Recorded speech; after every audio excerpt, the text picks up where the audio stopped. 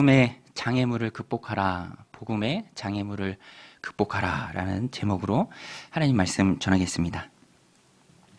제가 전에 사역하던 교회에서요, 목사님이 권면하셔서 유치부 사역을 했습니다. 유치부 교사, 3, 4세 보조교사로 들어가서 사역을 하는데, 그런데 유치부가 보통 젊은 20대 여자 청년들이 많이 있잖아요. 거기 교회도 그랬어요.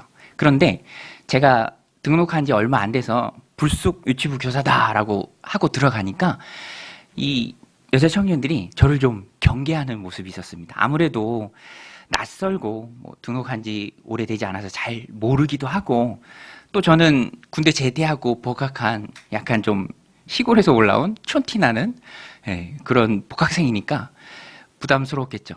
좀 경계하는 게 좀 느껴졌어요. 그런데 유독 그 중에 한 여자 청년은 유난히 저를 쌀쌀맞게 좀 대했어요. 그래서 옆에만 가도 찬바람이 좀 쌩쌩 불 정도로 뭔가 좀 같이 프로그램을 맡고 도와주고 또 사역을 해야 되는데 너무 경계하고 쌀쌀맞다 보니까 거기 좀 어렵죠. 저로서는 좀 장애물이죠.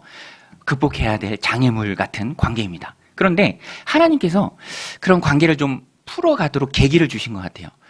학교 도서관에서 공부하는데, 저희 학교 도서관에서 공부하는데 그 자매가 공부를 하고 있는 거예요.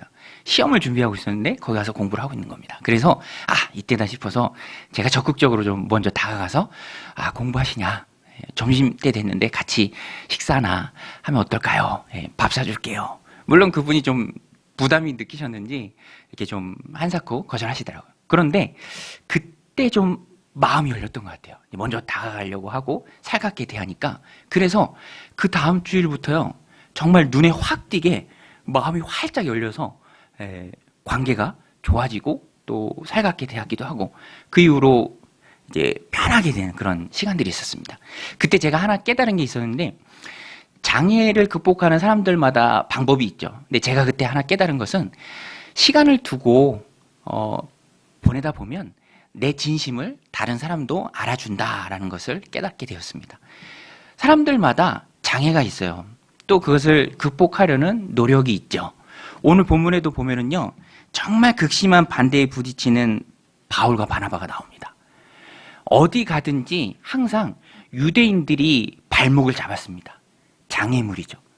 물리적인 장애물이든지 관계적인 장애물이든지 하나님의 일을 할 때 그런 장애가 되는 상황을 만나고요, 거기서 피하면 안 되고 그것을 극복해야 된다는 것입니다. 오늘 본문을 보면 바울과 바나바가 그 유대인들의 반대라는 커다란 산과 같은 장애물을 어떻게 극복하는지 오늘 본문이 우리에게 잘 말해주고 있습니다.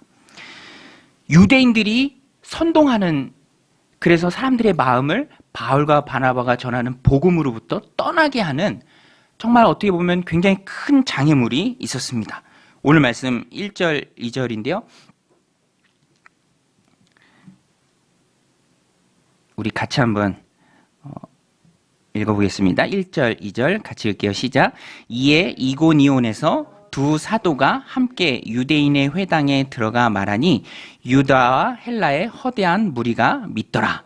그러나 순종하지 아니하는 유대인들이 이방인의 마음을 선동하여 형제들에게 악감을 품게 하거늘. 보세요. 처음에 딱 들어가서 사역은 좋았습니다. 많이 믿었어요. 그런데 여기서도 유대인들이 선동하는 거예요. 그리고 바울과 바나바에 대해서 악한 감정을 품도록 이간질시켰습니다. 굉장히 큰 장애고요, 도전입니다. 유대인들 자기들이 빠진 그 그릇된 선민의식 때문에 발목을 잡는 거예요. 심하게 반대하는 것입니다. 집요하게 방해하는 거죠. 저도 이 강동청교회를 목회하면서 집요한 방해꾼이 하나 있다라고 생각하는데, 그게 뭐냐면 코로나입니다. 코로나. 정말 집요해요. 저희 강동정윤교회가 3차 대유행 때 시작했거든요. 그때도 지금과 똑같았습니다. 5명 이상 못 모이고 또 예배 인원을 제한하고. 그런데 그 3차 유행이 지금까지 계속되더니 또 숫자만 바뀌었어요. 4차 대유행. 언제 끝날지 모르는 그런 집요한 방해꾼 같은 역할을 코로나가 하고 있죠. 그런데 이 당시 바울과 바나바에게도 정말 집요한 유대인들을, 잘못된 선민의식에 빠진 기득권층 유대인들이 아주 집요하게 방해했습니다. 이제 좀 회심자들을 얻으려고 하는데, 그래서 예수님 믿는 사람들이 좀 늘어나려고 하는데 그때 이간질을 시키는 거예요. 선동해서 악한 마음을 품게 하는 겁니다. 그러니까 너무너무 나쁜 거죠. 너무너무 악한 겁니다. 그런데 바울과 바나바는요, 이런 선교 현장의 장애물 속에서 그런 극심한 반대에 부딪히면서 생명의 위협도 느끼면서 물러서지 않았습니다. 오히려 이 장애물들을 잘 극복했어요. 그래서 오늘 본문은 우리가 하나님의 일을 하려고 할 때, 하나님 주신 귀한 사명을 이루려고 할 때 만나는 여러 가지 장애물들이 있습니다. 그것을 어떻게 극복할 것인가, 어떻게 이겨낼 것인가, 오늘 본문을 통해서 함께 나누고자 합니다. 오늘 본문을 보면 복음의 장애물들을 만날 때 그것을 극복하는 지혜를 발견할 수 있습니다. 첫 번째는요, 극심한 반대, 뜻하지 않은 극심한 반대라는 장애물에 봉착했을 때 우리가 어떻게 해야 하는가. 먼저는 주님께 집중하면 됩니다. 예, 우리 한번 따라서 해볼게요. 주님께 집중하자. 기억하세요. 이게 전도하면서 또 하나님 일을 하면서 하나님 맡기신 내 고유한 사명을 이뤄갈 때 만나는 장애물들을 극복하는 방법입니다. 주님께 집중하자. 기본으로 돌아가자. 여러분, 우리의 사역은 주님을 위한 것이죠. 그래서 항상 마귀의 반대가 있습니다. 그것이 장애물의 모습으로, 그것이 물리적인 것이 됐든 관계적인 것이 됐든 어떤 악한 사람들의 중상모략과 핍박이든지 장애물로서 내 앞에 나타날 때가 있습니다. 그때 우리는 정신을 똑바로 차리고 내가 지금 누구를 위해서 일하는지, 주님을 위해서 일한다라는 그 사실을 기억하고 주님께 더 집중할 때 오히려 장애물들을 극복하고 이길 수 있다는 거예요. 유대인들이 반대했을 때 바나바와 바울은 자신들의 필요를 먼저 우선순위에 둔다면 물러서야 하고요. 또 부딪히지 말아야 하고요. 또 자신의 생명이 관계된 안전을 더 도모해야 옳습니다. 그것이 어떻게 보면 바울과 바나바의 꼭 필요한 자신들의 필요죠. 그런데 그들은 그렇게 하지 않고 오히려 이런 장애물과 같은 환경 가운데 무엇이 주님께 더 필요할까? 주님의 필요는 무엇일까? 내가 그래서 지금 이 순간 무엇을 해야 할까? 그 기본에 더 충실했다라는 거예요. 그래서 두 사도는 무엇을 했냐면 지금 고인물과 같은 기득권에 쌓여서 오히려 이방인들이 예수님 믿고 구원받는 것을 방해하는 그 유대인들의 선동의 마음을 빼앗긴 이방인들의 마음을 다시 회복시키고 그들의 마음을 다시 주님께 돌려오는 것이 훨씬 더 주님께 필요한 일이다. 이것을 붙잡았어요. 그래서 바울과 바나바는 양육에 앞장섭니다. 양육. 거기서 오래 머물러 있으면서 이제 복음을 받아들이는 그런 이방인들의 마음을 잘 양육을 해요. 주님의 필요가 거기 있다라고 그것을 꼭 붙들고 거기서 오래 머무는 것이죠. 우리 사도행전 14장 3절인데요. 같이 한번 읽겠습니다. 시작. 두 사도가 오래 있어 주를 힘입어 담대히 말이니 주께서 그들의 손으로 표적과 기사를 행하게 하여 주사 자기 은혜의 말씀을 증언하시니. 오래 있었습니다.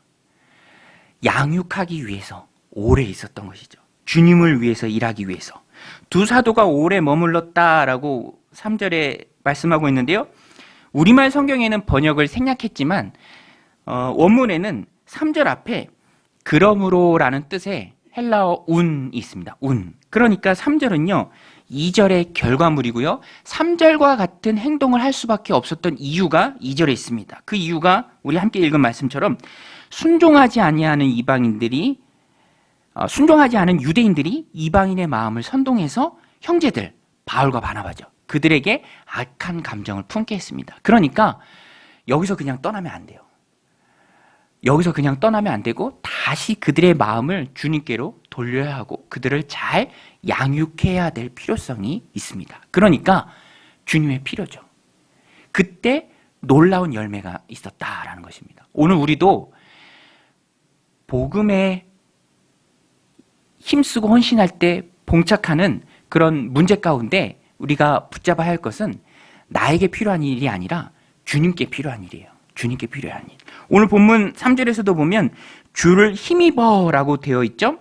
이 말씀도 주를 힘입어라는 표현도 원문상에는 주를 위해서라고 바꾸어 쓸 수 있습니다. 그래서 NIV 성경 같은 경우에는 for the Lord라고 번역을 했어요. 주님을 위해서. 그러니까 바울과 바나바가 위기의 순간에, 어려운 순간에 꼭 붙잡은 것은 주님께 필요한 것.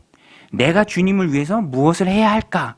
그 본질적인 것으로 돌아갔습니다. 그러니까 문제 속에서도 놀라운 결과물이, 열매들이 있었다라는 거예요. 오늘 우리가 코로나 한가운데 보내고 있습니다. 이 가운데 우리도 문제 속에 있죠. 우리가 오늘 말씀을 우리 삶 가운데 그대로 적용한다면 우리도 지금 시국에 이 어려운 때에 나에게 필요한 게 무엇인가 그것을 생각하기보다는 이 어려운 시국에 주님을 위해서 내가 무엇을 할 것인가, for the Lord, 주님을 위해서 내가 해야 할 일이 무엇인가, 주님의 필요가 무엇인가, 오히려 그것을 더 붙잡아야 할 필요가 있습니다. 그러면 오히려 장애물들이, 어려움들이 쉽게 풀릴 수 있다라는 거예요. 그리고 이 어려운 상황 속에서도 더욱 열매를 맺을 수 있는 것이죠. 오늘 우리가 붙잡아야 할 것은 예배죠. 말씀입니다. 기도입니다. 여러분 믿으십니까? 네. 우리는 더욱더 어려운 때일수록 기도하고 무릎 꿇고 부르짖고 하나님 말씀을 꼭 붙들어야 합니다.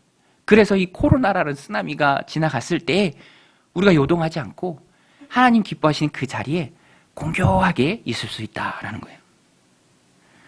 사람들은요, 문제에 봉착하면 어떤 일을 수행하다 어려움이 생기면 피할 이유를 찾습니다. 그때의 주된 고려의 대상은 자신이에요. 나를 위해서 행동하고 움직이죠.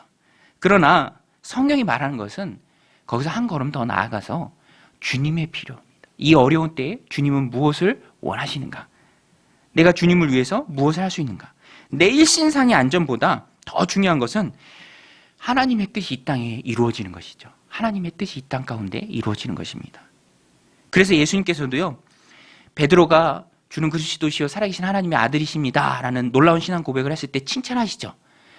그 칭찬의 일부로 앞으로 있을 일에 대해서 베드로에게 다 얘기해 주십니다. 내가 예루살렘에 갈 것이고 거기서 범죄자로 몰려서 십자가에 못 박혀 죽을 것이고 3일 만에 부활하실 것이다. 순환을 당할 것이다. 그때 베드로가 뭐라고 얘기하냐면 주님 그렇게 하지 마세요. 그리 마옵소서라고 말합니다. 베드로가요 예수님께 호된 꾸중을 받습니다. 예수님 호통을 치죠. 하나님의 일을 생각하지 않고 도리어 사람의 일을 생각했다는 거예요. 마태복음 16장 22절 23절에 보면 베드로가 예수를 붙들고 항변하여 이르되 주여 그리 마옵소서 이 일이 결코 주께 미치지 아니하리이다. 예수께서 돌이키시며 베드로에게 이르시되 사탄아 내 뒤로 물러가라. 너는 나를 넘어지게 하는 자로다. 내가 하나님의 일을 생각하지 아니하고 도리어 사람의 일을 생각하는도다 하시고. 오늘 우리도요 항상 생각해야 될 것, 늘 마음에 품어야 할 것, 어려움에 봉착했을 때, 문제 한가운데 있을 때 거기에 매몰되지 말고 이 가운데 내가 이루어야 할 하나님의 뜻이 무엇인가, 이 땅 가운데 이루어야 할 하나님의 뜻이 무엇인가, 그것을 붙잡으라는 거예요. 그러면 놀라운 열매를 맺을 수 있고요, 또 이겨낼 수 있다라는 것입니다. 예수님께서는 베드로에게 이 말씀을 주시면서 누구든지 자기를 부인하고 자기 십자가를 지고 나를 따르라 라고 말씀하셨습니다. 여러분 오늘 우리는 예수님의 제자인 줄로 믿습니다. 할렐루야.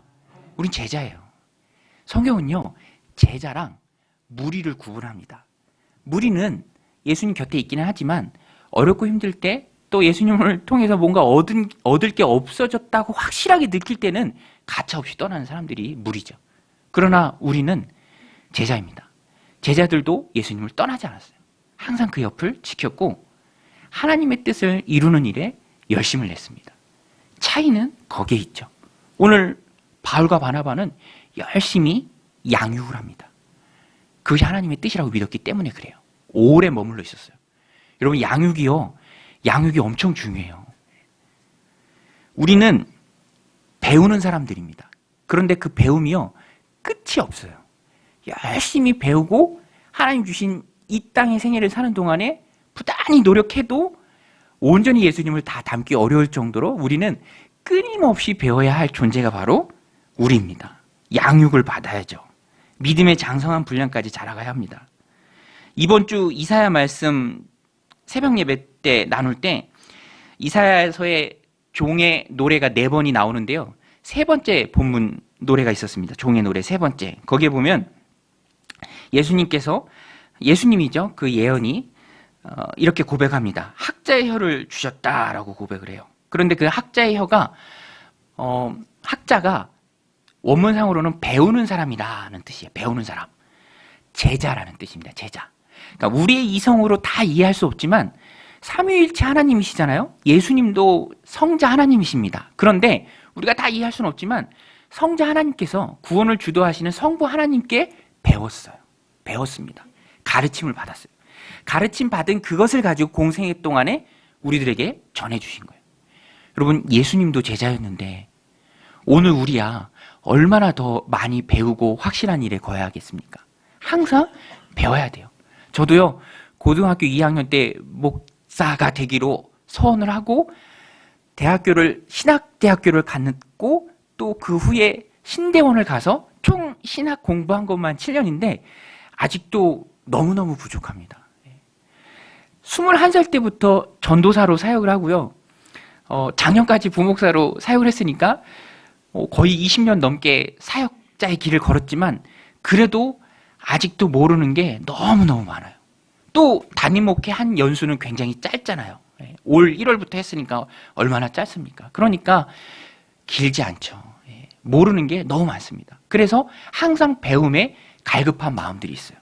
그래서 멘토 목사님이 계신데 그 목사님이 담임 목회를 오래 하시고 또 목회를 굉장히 지혜롭게 잘 하시는 분인데 그런 분들 만나서 대화할 때 얻는 게 정말 많습니다. 지난주에도 화요일 날 멀리서 오셔서 같이 한 2시간 정도 대화를 나누는데 제가 어떤 느낌이 드냐면 야, 정말 이 목사님을 내 목회의 멘토로 모셔야겠다.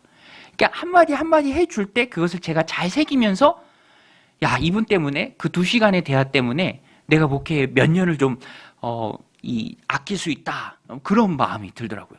워렌 버핏도 자기와 점심 식사하는 것을 경매에 막 붙이잖아요. 근데 사람들이 비싼 돈 지불하면서 버핏과 그런 점심시간을 가집니다. 그 시간을 통해서 얻는 게 맞기 때문이죠. 오늘 본문도 똑같은 내용입니다. 사도 바울과 바나바가 그들과 오래 함께 머물러서 그 영혼들을 양육했을 때 시련과 어려움이 닥쳐도 이겨낼 수 있는 믿음을 그들 안에 불어넣었다는 것입니다. 그리고 그것이 주님의 필요였다는 거예요. 그리고 그 필요를 바울과 바나바는 위협과 어려움 속에서도 거부하지 않고 물러서지 않고 그것을 꼭 붙들고 나갔죠. 결국 장애물을 극복할 수 있는 방법은 맡겨진 일에 충성하는 겁니다. 여러분, 올림픽을 하고 있는데요. 그 올림픽에 나가는 선수들도 전업으로 운동을 하는 그 선수들도 슬럼프에 빠질 때가 있죠. 그 슬럼프에 빠질 때 어떻게 하냐면 기본으로 돌아간다고 해요. 기본으로. 농구 선수면 슛 연습 열심히 하고 축구 선수면 드리블 연습 열심히 하고 또 한 걸음 더 나간다고 하면은 기초 체력을 다지는데 많은 시간을 쏟는다고 해요. 그러면 다시 한번 뛸 수 있는 그 힘이 생기는 거죠. 오늘 우리도 어렵고 힘든 시간 한가운데를 보내고 있습니다. 그때 우리가 붙잡아야 할 것은 주님의 뜻인 줄로 믿습니다. 할렐루야. 네. 우리는 더욱 힘들 때 주님께 집중해야 돼요. 마리아가요, 하나님의 뜻이 자신의 인생을 통해서 이루어지는 걸 얼만큼 사모했냐면 천사가 자기에게 와서 아직 정혼은 했지만 처녀인데 아기를 가진다라고 했을 때 마리아가 그 말씀에 순종합니다. 사회적으로 정말 큰 어려움을 당할 수도 있었지만 자신을 통해서 하나님의 뜻이 이루어지는 것을 소원했기 때문에 마리아가 고백하죠. 누가복음 1장 38절에서 이렇게 말합니다. 마리아가 이르되 주의 여정이 오니 말씀대로 내게 이루어지이다 하매 천사가 떠나가니라. 네가 아들을 낳을 거야. 아들을 가질 거야. 지극히 큰 하나님의 능력이 너를 덮을 때 예수님을 잉태할 거야 라고 말했을 때 자신의 상황으로는 감당할 수 없는 말씀이었지만 하나님의 뜻이 이루어지는 게 먼저였기 때문에 아멘 하는 것이죠. 여러분, 오늘도 우리가 하나님 앞에 하나님 주신 귀한 인생을 살아갈 때 많은 모든 어려움 가운데 주님께 집중하는 은혜가, 주님의 필요를 먼저 우선하는 은혜가 여러분들 가운데 있으시길 바랍니다. 그때 모든 어려움과 문제들을 우리가 이겨낸다라는 것이 오늘 말씀이에요. 또 복음을 전하다가 장애를 만날 때 우리가 가져야 할 마음가짐은요, 이겁니다. 방해는 당연하다. 우리 한번 따라서 할게요. 방해는 당연하다. 여러분, 방해는요 당연해요. 교회가 세상으로부터 욕먹는 건 뭐 여러 가지 이유가 있겠지만 어차피 세상은 교회에 우호적일 수 없습니다. 세상은요 늘 믿음의 공동체를 욕해요. 교회는 항상 핍박의 대상이 됩니다. 복음은 항상 거부를 당해요. 또 그것이 당연한 이유는 세상에 공중 권세 잡은 자 마귀가 있기 때문이죠. 여러분, 개 키워보셨나요? 저희도 어렸을 때, 물론 지금은 안 키우지만 시골에서 어렸을 때 개 키우면요, 그 착한 개도 밥 주고 밥그릇 뺏으려고 하면은 하얀 이를 드러내면서 으르렁거립니다. 그런데 마귀가 자기 수하에, 자기 소나귀에 수많은 영혼들을 잡고 있습니다. 그런데 그 영혼을 되찾아오는 것이 바로 복음이고요, 복음 전도자들입니다. 그런데 마귀가 생각할 때 자기 수하에 있는, 자기 소나귀에 있는 그 자기가 잡고 있는 그 영혼들을 쉽게 내주겠습니까? 당연히 안 뺏기려고 발악을 하겠죠. 그러니까 복음과 복음 전도자들은 언제 어디서든지 핍박을 당하고 방해를 당하는 게 당연하다라는 것입니다. 그래서 우리는 복음 전도자로서 하나님의 일을 하면서 교회 공동체를 섬기면서 핍박과 방해가 있다라는 것은 당연하다라는 것을 우리가 인정해야 합니다. 놀랄 것도 없고요, 또 새로울 것도 없습니다. 복음 전도자가 그냥 자기 수하에 있는 영혼들을 빼앗아 가도록 내버려 둘 리 만무하죠. 마귀는 어떻게 해서든지 빼앗기지 않기 위해서 발악을 합니다. C.S. 루이스가 스크루테이프의 편지라는 책을 썼는데요, 그 책이 재밌어요. 대장 마귀가 이제 막 마귀 생활을 시작하는 신참 마귀에게 쓴 편지를 상상으로 해서 신문에 연재했던 것을 책으로 묶은 내용인데, 내용을 보면 마귀도 전략이 있습니다. 영혼을 빼앗기지 않기 위해서 얼마나 노력을 하는지 몰라요. 발악을 합니다. 마귀가 당연히 방해를 하기 때문에 복음을 전할 때는 당연히 반대가 있습니다. 장애물이 있고요, 어려운 상황들이 찾아온다라는 거예요. 그리고요, 또 한 가지 방해를 당연히 여겨야 하는 이유는, 이것은 좀 근본적인 이유인데요, 복음을 전할 때 항상 분리가 됩니다. 양이 있고요, 염소가 있습니다. 예수님 말씀하신 것처럼 항상 기준은 예수님이에요. 예수님을 핵심적으로 진리의 말씀 복음을 전했을 때 예수님을 믿는 사람도 있고요, 예수님을 거부하는 사람도 있다라는 거예요. 오늘 본문에도 그게 잘 나옵니다. 우리 4절 말씀인데요, 우리 같이 한번 읽겠습니다. 시작. 그 시내의 무리가 나뉘어 유대인을 따르는 자도 있고 두 사도를 따르는 자도 있는지라. 나뉘었어요. 무리가 나뉘었습니다. 예수님을 거부하고 유대인을 따르는 사람도 있고요, 반대로 예수님을 믿고 두 사도를 따르는 자도 있다라는 것입니다. 복음이 전해지면요, 어찌되든지 거기서는 분리가 이루어집니다.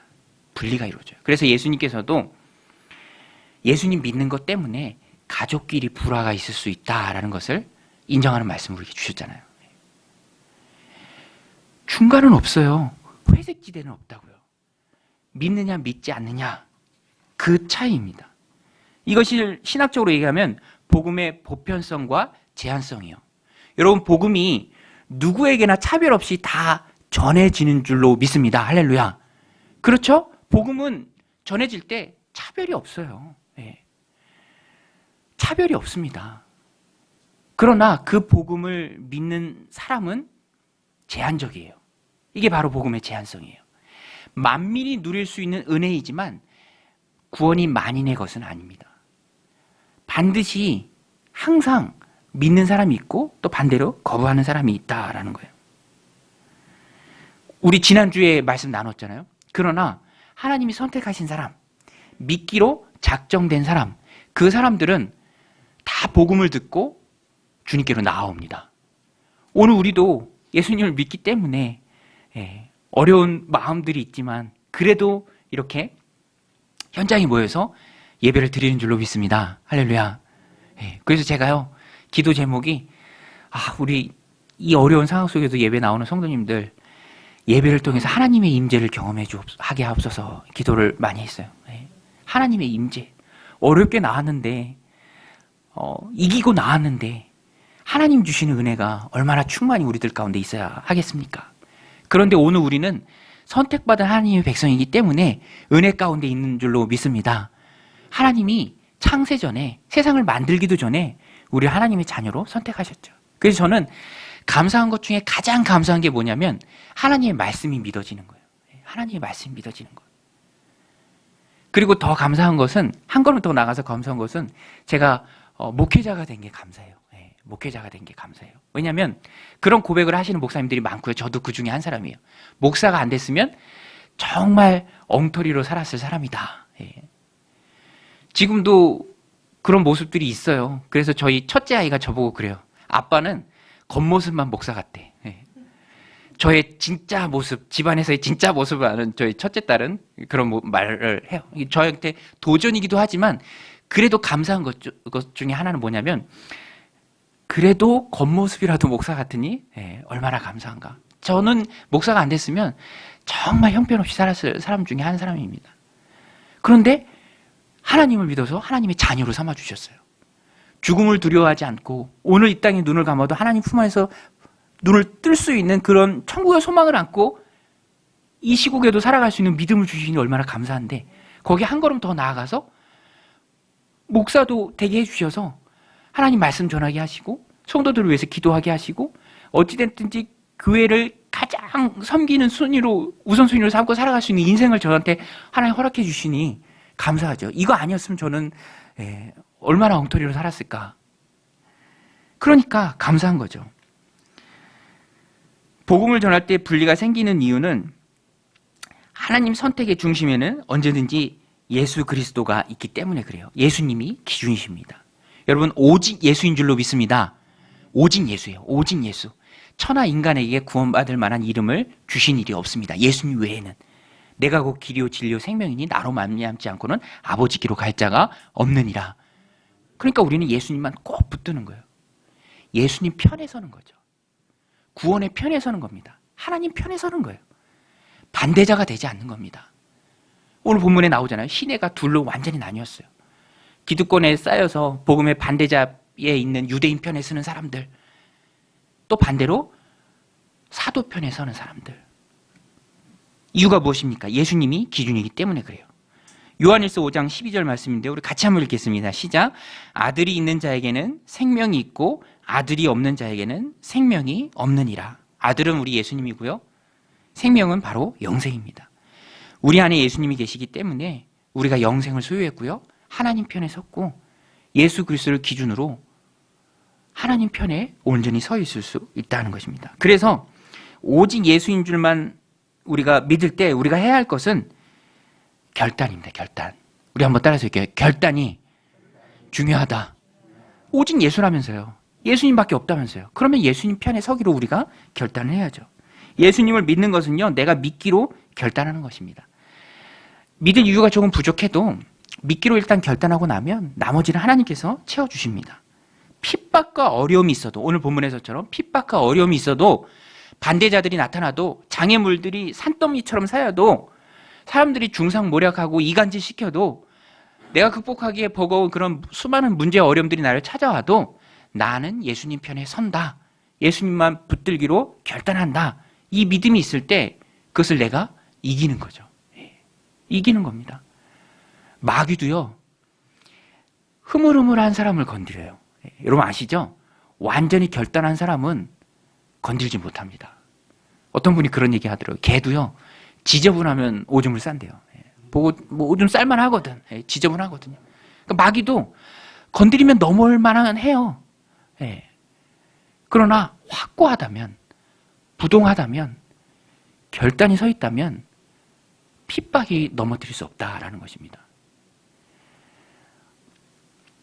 여러분, 예수님의 제자들이 있고요. 예수님의 제자들이 다 죽었을 때, 이 땅을 떠났을 때 그 사람들, 예수님과 동시대를 살지는 못했지만 예수님의 제자들과 동시대를 살고 그 사람, 예수님의 제자들한테 가르침을 받았던 사람들을 속사도라고 해요. 속사도. 예수님은 모르지만 예수님과 같이 있던 제자들을 알아요. 그 속사도 교부들 중에, 교회의 아버지 교부들 중에 들어보셨을 거예요. 폴리갑이라는 분이 계십니다. 폴리갑. 서머나 교회의 감독이었습니다. 이분도 그 로마 황제 시대에 얼마나 핍박이 심했습니까? 네로 황제 시대에 다 순교당한 사람들이 많잖아요. 이 폴리갑도 그 서머나 지역의 로마의 총독이 이 예수님 믿는 것 때문에 핍박을 하고 결국에는 굴하지 않게 화형대 앞에 섰습니다. 화형대 앞에 묶였어요. 밑에 장작 깔아놓고. 그래도 연로하니까 사람들이 존경을 받으니까 어떻게든 살리려고 총독이 묻습니다. 나는 당신을 죽이기를 원하지 않는다. 지금이라도 개종해라. 로마의 황제가 신임을 네 입술로 고백해라. Caesar is my lord라고 고백해라. 그러면 용서하겠다. 없던 일로 하겠다. 근데 폴리갑이 유명한 고백을 합니다. 나는 86년 동안 그분을 섬겨왔는데 그동안 그분은 단 한 번도 나를 부당하게 대우하신 적이 없어. 그런데 어떻게 내가 나를 구원하신 나의 왕을 모독할 수가 있겠어. 당신은 잠시 타오르다가 곧 꺼져버리는 불로 나를 위협하고 있어. 왜냐하면 당신은 장차 임할 심판과 악인을 위해 예비된 영원한 형벌을 알지 못하고 있기 때문이요. 이 외에도 모든 사람들이 들을 수 있는 목소리로 정말 신금을 울리는 귀한 믿음의 신앙 고백들을 많이 했습니다. 그래서 우리가 이 내용을 지금도 알고 있는 거예요. 그리고 이 폴리갑 같은 분이 이렇게 믿음의 결단으로 순교의 잔을 마셨기 때문에 사람들이 거기서 용기를 얻고 신앙생활을 굳세게 할 수 있었던 것이죠. 오늘 우리도요, 믿음의 결단이 있어야 합니다. 믿음의 결단. 제가 전에 어떤 분을 좀 상담해 줄 일이 있었는데 이분이 이제 예수님을 믿기로 하고 이제 교회 생활을 하는데 처음에는 남편이 그렇게 반대하지 않은데 시간이 갈수록 남편이 그렇게 반대를 하는 거예요.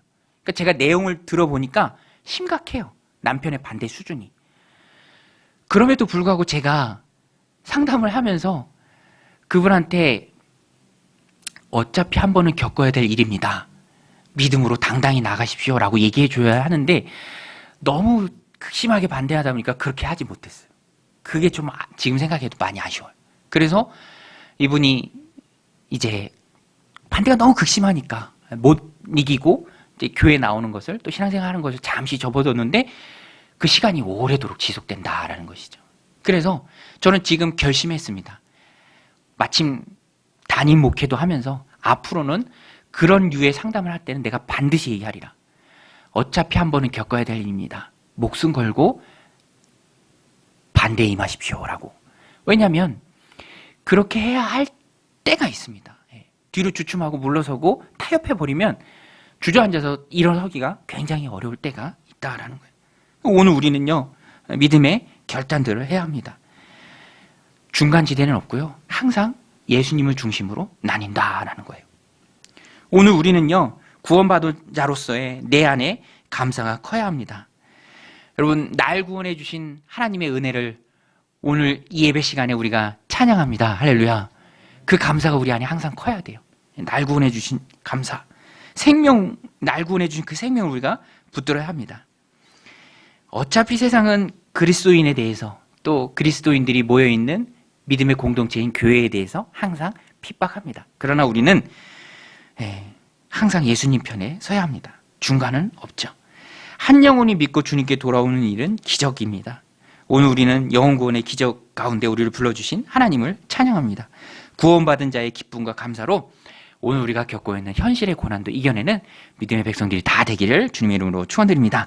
마지막으로 우리가 본문을 통해서 깨달아야 할 것은, 메시지로 붙들어야 할 것은 지혜로움이에요. 우리 한번 따라해볼게요. 장애물 앞에 지혜롭자. 이겁니다. 이거. 장애물 앞에 지혜로운 거. 이게 뭐냐면 유대인들의 핍박이 이제 일정 수준을 넘어섰습니다. 이제는 아예 노골적으로 죽이려고 해요.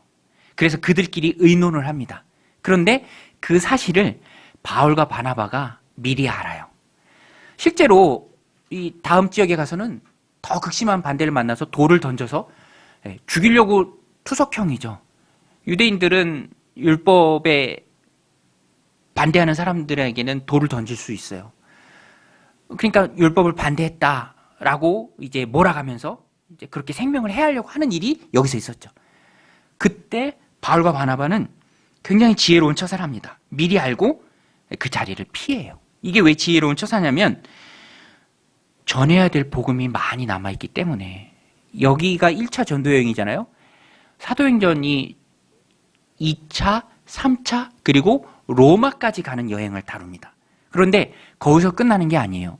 로마서에 보면 바울이 뭐라고 고백하냐면 내가 로마에 있는 너희 교회를 방문할 터인데 너희로부터 위로와 도움을 받아서 내 최종 목적지는 어디냐면 서바나다라고 얘기해요. 서바나. 서바나가 어디죠? 우리 대학에 보면 서바나 어과라는 것도 있잖아요. 그래서 스페인을 말합니다. 그러니까 바울의 최종 목적지는 저 끝에 있는 스페인까지 가서 복음을 전하기로, 라틴어권에 가서 복음을 전하기로 계획을 가졌어요. 그러니까 아직도 해야 될 일이 많은 거예요. 그러니까 여기서는 지혜롭게 이제 더 이상 나갈 수 없는 그 상황에 부딪혔을 때 다른 곳에 가서 복음을 전하기로 마음을 먹습니다. 그래서 루가오니아 지역, 여긴 다 현재 터키 지역입니다. 거기 루가오니아 지역에 루스드라와 더베로 가죠. 우리 14장 5절, 6절, 7절까지 같이 한번 읽겠습니다. 시작. 이방인과 유대인과 그 관리들이 두 사도를 모욕하여 돌로 치려고 달려드니 그들이 알고 도망하여 루가오니아의 두 성 루스드라와 더베와 그 근방으로 가서 거기서 복음을 전하니라. 그러니까 오늘 우리가 방해에 직면합니다. 장애물이 우리를 둘러싸고 핍박이 있고 또 어려운 상황들이 가중되고 또 가중돼요. 그때 우리도 지혜롭게 선택해야 될 필요가 있습니다. 그것이 무엇이냐면 복음을 기준으로 말씀드린 것처럼 예수님의 필요를 먼저 생각한 다음에 그것을 기준으로 지혜롭게 선택하는 겁니다. 예수님께서도 말씀하셨어요. 마태복음 10장 23절에서 너희가 복음 전할 때 너희를 박해하거든 이 동네에서 박해하거든 저 동네로 가라. 지혜로운 거죠. 여기서 박해하면 다른 곳에 가서 또 복음 전하면 됩니다. 아직도 남아있는 시간들이 많이 있어요. 2차 여행, 3차 전도 여행, 로마, 그리고 최종에는 예수님 말씀하신 땅끝인 로마를 포함한 라틴어권. 거기까지 가서 해야 되니까 여기서는 이제 뒤로 한 걸음 후퇴하는 거죠. 그냥 후퇴가 아니라 2보 전진을 위한 1보 후퇴라는 것입니다. 목적은 복음 전파죠. 제 코로나 시국에 사람들로부터 많이 듣는 말이 있는데 저도 100% 동감합니다. 조급해하지 말고 긴 호흡을 가지고 롱런하라. 긴 호흡을 가지고 상황 가운데 헤쳐나가는 하나님 주시는 성령님 주시는 지혜가 있죠. 여러분 성령님이 우리에게 지혜를 주시는 줄로 믿습니다. 그래서 우리가 기도해야 돼요. 기도할 때 하나님의 지혜가 내게 임합니다. 이 난관을, 이 어려움을, 이 힘든 시기를 어떻게 헤쳐나갈 것인가를 성령님께서 나로 하여금 깨닫게 해주세요. 바울과 바나바에게 있어서 하나님이 성령님을 통해 주신 지혜는요 2보 전진을 위한 1보 후퇴였습니다. 나무를 바라보는 게 아니라 숲을 바라보는 거였어요. 그래서 접고 다른 곳으로 가죠. 그런데 중요한 것은 그렇게 하는 기준은 복음이에요. 복음. 복음을 위해서. 언제든지 기준은 예수님이고요. 복음을 위해서 전하는 것입니다. 어떤 분들은 교회가 가까워야 한다 이런 기준을 정하고 또 복음을 잘 전할 수 있는 곳으로 가야 한다 이런 복음을 기준으로 또 삶을 재편하는 분들이 계세요. 저는 그게 참 성도가 갖춰야 될 좋은 모습이라고 생각합니다. 왜냐하면 하나님을 위해서 내 삶을 드릴 때 마태복음 6장 33절에서 말씀하신 것처럼 너희는 먼저 그의 나라와 그의 의를 구하라. 그리하면 이 모든 것을 너희에게 더하시리라. 할렐루야. 그거예요. 그 순서입니다. 우리가 복음을 기준으로 예수님을 기준으로 교회 공동체를 기준으로 내 삶을 재편해서 나아갈 때 오히려 필요한 것들을 하나님께서 넘치도록 공급해 주심을 우리가 경험하고 느낍니다. 그런데 순서를 바꿔서 내 필요, 내 기준, 내가 원하는 것들을 향해서 나아가고 하나님의 우선순위가 뒤로 밀릴 때는 오히려 내가 쫓던 그것들을 얻지 못할 때가 많이 있다라는 거예요. 이게 복음 안에 공공연한 비밀입니다. 오늘 우리는 이 말씀을 붙들어야죠. 바울과 바나바는